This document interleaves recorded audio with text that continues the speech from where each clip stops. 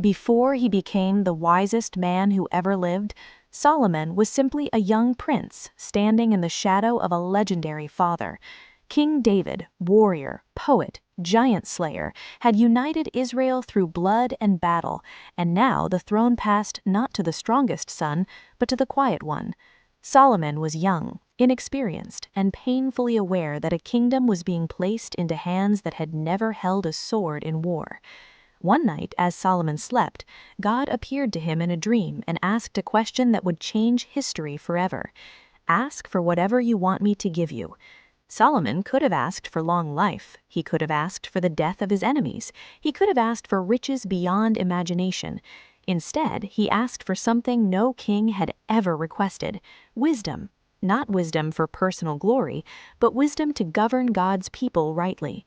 This single request pleased God so deeply that he granted Solomon unmatched wisdom and added what Solomon did not ask for: wealth, honor, and peace unlike any kingdom had ever known. Soon, stories spread across nations of a king who could judge the deepest matters of the human heart. When two women came before him, both claiming the same child, Solomon proposed a shocking test: divide the baby in two. One woman agreed. The other begged for the child to live, even if it meant losing him forever.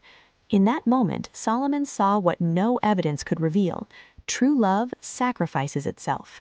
His judgment echoed across the ancient world, drawing kings and queens to Jerusalem, including the Queen of Sheba, who traveled great distances just to witness Solomon's wisdom for herself.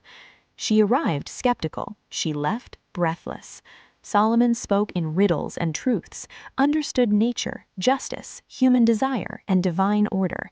Israel entered a golden age. There was peace on every border. Silver was so abundant it was considered worthless. Solomon built the magnificent temple of God, a structure so sacred that when it was completed, the presence of God filled it so powerfully that priests could not stand to minister. Solomon stood at the peak of human achievement, wise beyond measure, wealthy beyond counting, favored by God himself. It appeared nothing could ever bring him down.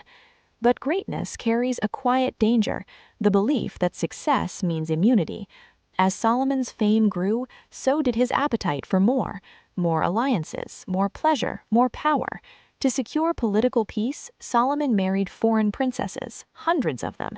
What began as diplomacy slowly became indulgence.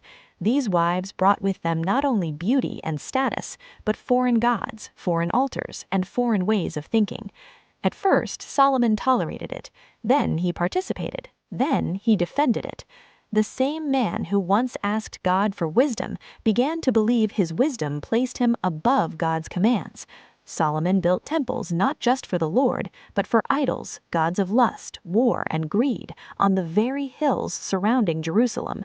The king who once knelt before God now bowed to compromise. He accumulated wealth beyond reason: gold shields, ivory thrones, palaces of unimaginable luxury.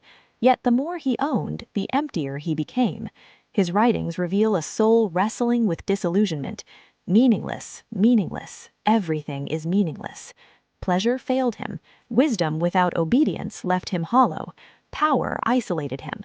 The people began to feel the weight of his excess: heavy taxes, forced labor, growing resentment.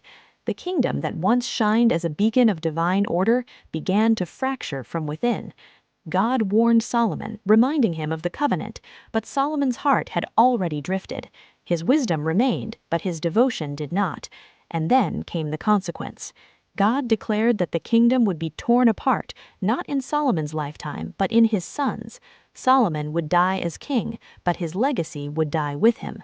The man who had everything lost the one thing that mattered most: his unwavering relationship with God. When Solomon died, Scripture records no great mourning, no glorious ending, only silence. Soon after, the kingdom split in two, never to recover its former glory. The wisest man in history had failed the simplest test: obedience. The fall and the lesson. Moral reflection. Solomon's story is not just ancient history. It is a warning written for every generation. It teaches us that wisdom is not the same as faithfulness, and success does not equal approval.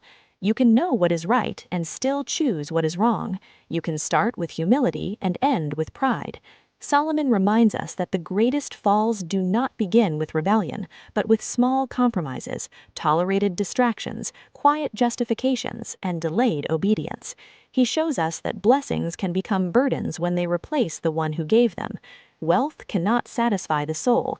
Pleasure cannot heal emptiness. Knowledge without character leads to collapse. Yet within Solomon's failure lies a powerful lesson of hope. God values the heart more than the crown.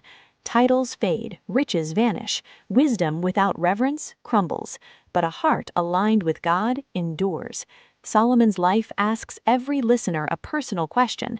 What are you slowly compromising? What has replaced your devotion? Because the tragedy of Solomon is not that he lacked wisdom, but that he stopped listening to it. And the greatest lesson his life teaches us is this: it is not how well you begin that defines you, but how faithfully you finish.